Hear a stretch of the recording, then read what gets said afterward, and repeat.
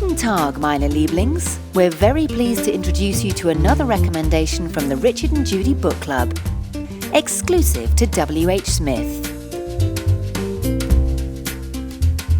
And here we are with the final recommendation in this season's collection.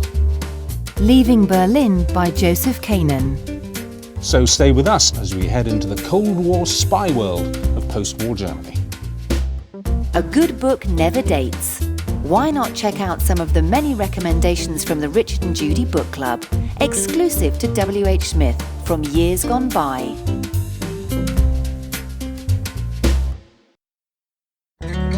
From the Richard and Judy Book Club, I intend to read Nick Hornby's new novel, Funny Girl, because I'm a big fan of Nick Hornby novels. I've read High Fidelity, I've read How to Be Good, and I think he's a really interesting writer who is my sort of writer.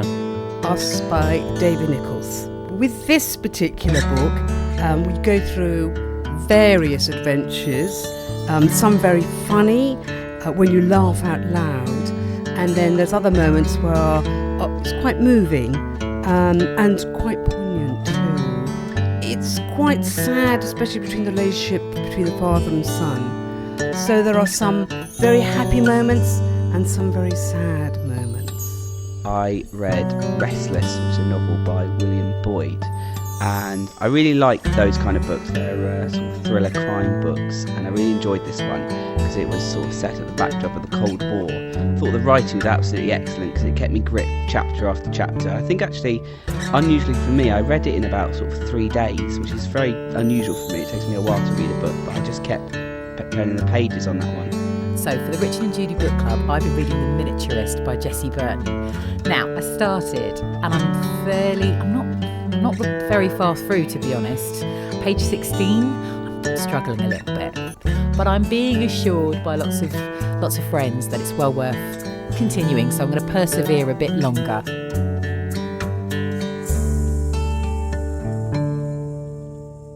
Now, a lot of what Kanon's written so far in his novels is set in that really interesting period between the end of the Second World War and 1950, just that 5-year, very intense historical period in Europe.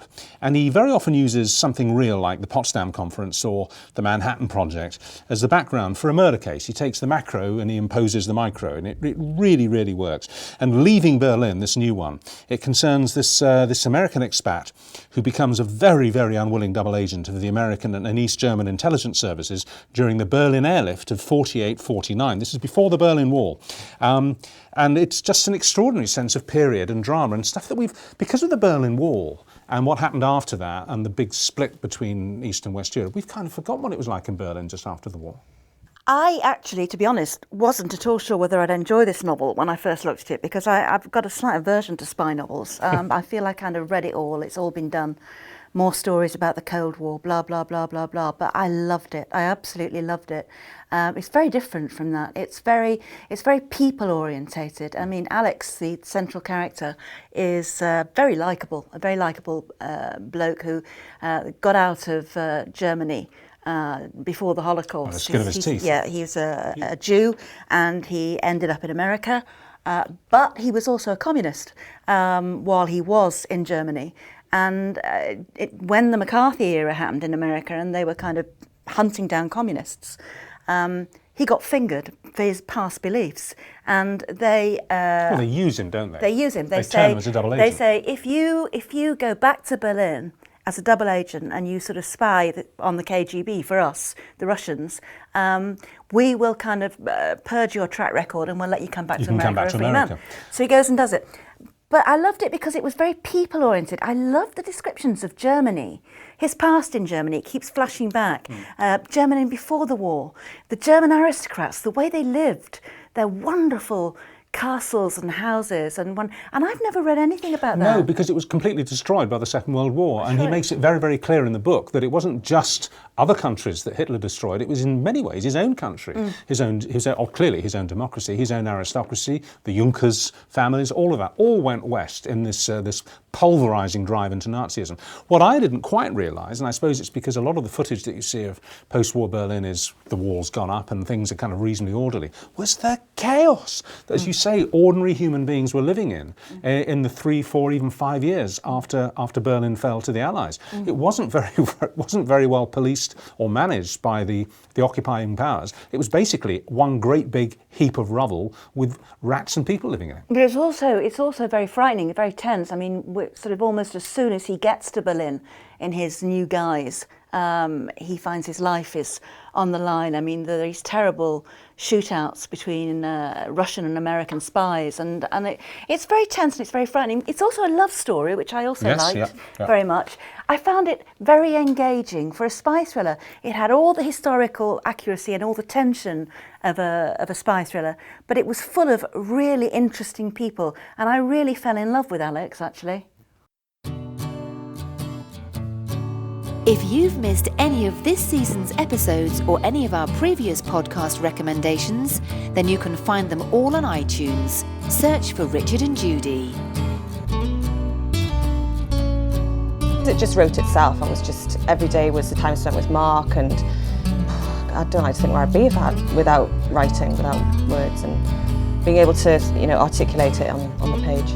Normally when I finish a book, it's a kind of slight disappointment because it's never quite as good as I imagined.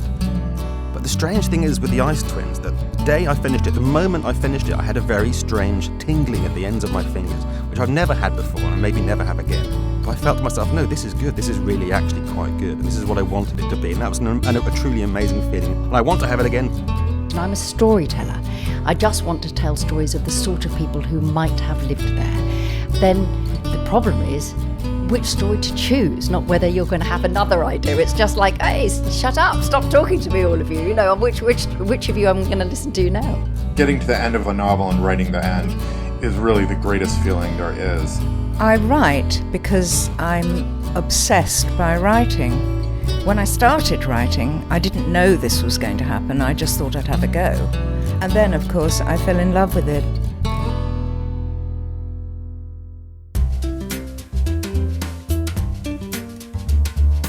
There are dozens of titles in the Richard and Judy Book Club, exclusive to WHSmith, waiting for you to read. Have a look on the website, www.whsmith.co.uk/Richard and Judy. Well, that's it. A big thank you to all our authors for all their contributions to this season's book club. Obviously, we couldn't do it without all their hard work and their very wise words. And we're getting ready once more to narrow down the next long list to a short one. And we'll be back soon. And we really hope you'll be keeping reading, keeping listening, and staying with us on all the Richard and Judy Book Club exclusive material to WHSmith.